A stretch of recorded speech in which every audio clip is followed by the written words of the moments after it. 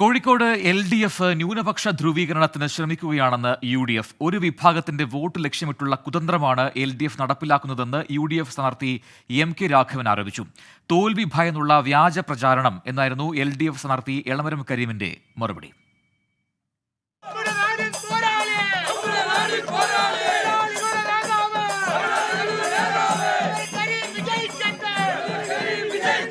ഇടതുമുന്നണി സ്ഥാനാർത്ഥി എളമരം കരീമിനായി കരീം ക പോസ്റ്റർ ഇറക്കിയത് മുതൽ തുടങ്ങിയതാണ് കോഴിക്കോട്ടെ പോര്. മണ്ഡലത്തിൽ നിർണായകമായ മുസ്ലിം ന്യൂനപക്ഷ വോട്ടുകൾ ആരുടെ പെട്ടിയിൽ വീഴുമെന്നതാണ് പ്രശ്നം. ആദ്യഘട്ടത്തിലെ വിമർശനത്തിൽ നിന്ന് ഒരു പടി കൂടി കടന്നാണ് UDFന്റെ നിലവിലെ ആരോപണം. ന്യൂനപക്ഷ വോട്ട് സ്വാധീനിക്കാൻ വേണ്ടി സ്വീകരിക്കുന്ന ചില മാർഗം, ആ മാർഗം അത് വിനയായിട്ട് അവർക്ക് മാറുന്ന എൻ്റെ വിശ്വാസം. അത് ആ ഒരു പോളറൈസേഷൻ ഉണ്ടാക്കാനുള്ളതാണ്.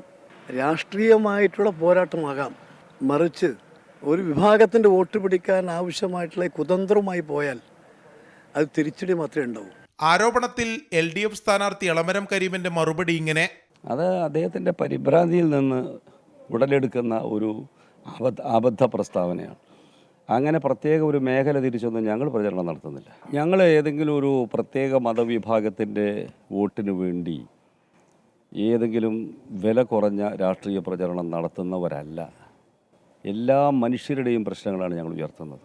35% മണ്ഡലത്തിലെ ന്യൂനപക്ഷ വോട്ടുകൾക്ക് ജയപരാജയങ്ങളെ നിർണ്ണയിക്കാൻ കെൽപ്പുണ്ട്.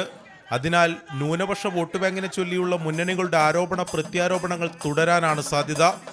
24 കോഴിക്കോട്.